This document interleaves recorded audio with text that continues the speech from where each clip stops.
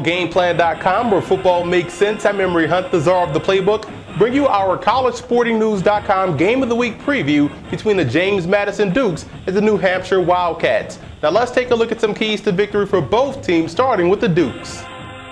One of the best rushing attacks in the FCS, led by talented senior tailback Daquan Scott. The Dukes are a run-heavy offense, and this week versus New Hampshire, they may have to alter their tendencies just a tad just to keep that defense of New Hampshire off balance. Now defensively, you're looking at an aggressive bunch that's very stout versus the run, only giving up 2.7 yards a carry. Now New Hampshire runs out of the spread, and it's up to that defensive line to maintain the line of scrimmage, while guys like All-American linebacker Stephon Robertson will have to make plays at, near, or behind the line of scrimmage. Now let's move over to New Hampshire in this ball game. And I love the way the Wildcats spread the field and force you to stay disciplined defensively. The key this week versus James Madison will be quarterback Sean Goldrich's ability to get guys like running back Nico Sturridge and tight end Harold Spears involved in the game early in the passing game. A young defense has gotten better as the season has progressed, but what's still lacking is the overall consistency game to game in getting to the quarterback. But I'm a big fan of their linebacking core. They are the youngest group of guys on the defense, but the most productive. And I want you to keep an eye on junior linebacker Shane McNeely. I believe he could have a huge impact on this ball game. The X factor in this game for James Madison will be wide receiver Quentin Hunter. I'm pretty sure New Hampshire will come in and try to take away Daniel Brown on the opposite side, so Hunter will have to step up and make plays consistently for James Madison to have success in the passing game. And the X factor for New Hampshire will be those defensive tackles. That's imperative in stopping the running game of the Dukes. So you look at guys like Sean McCann and Matt Kaplan, they're going to have to bring their A game on the inside to win versus this Dukes rushing attack.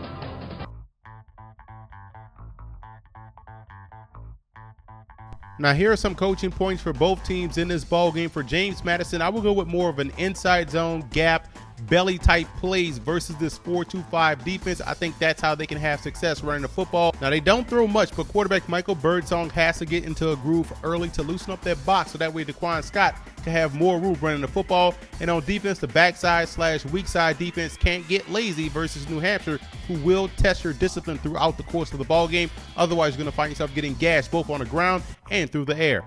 And for the Wildcats, you look at tight end Harold Spears' role in this ballgame. I think anytime you face a team that's over-aggressive, you want to work the tight end into the ballgame early. Spears may see a lot of targets very early in the first quarter, and they have to win on first down defensively. You want to back up this predominantly running offense up on second and long, third long situations. That way you can have success, and that can also jumpstart your pass rush. And I would bracket wide receiver Daniel Brown. He's a huge target, 6'5", 220 pounds, and force Quentin Hunter to make plays consistently through the air.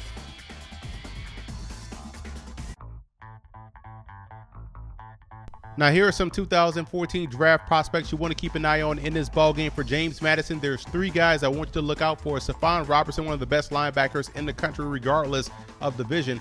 Tackle Josh Wells, another fine tackle prospect coming out of this program, 6'6", 310 pounds. And Daquan Scott, a senior, has every attribute that you want at the running back position. Now for New Hampshire, guard Ricky Archer made our preseason All-American team, and he has lived up to that billing in the best way possible. This is a guy that can pass protect as well as he can drive guys off the line of scrimmage in a running game. That 2004 national champion James Madison Duke football team was one of the best teams in FCS history. Here's a defense that only gave up 17 points a game and 2.6 yards per carry on the ground. And on offense, they really beat you up front, running the football with both Maurice Fenner and Raymond Hines. Both guys combined for over 2,100 yards rushing. Jerry Azuma is one of the best running backs in college football history. Here's a guy that was a 4-year starter, consensus All-American and All-Conference performer, and at the time was the only player in FCS history to rush for over 1,000 yards in each season.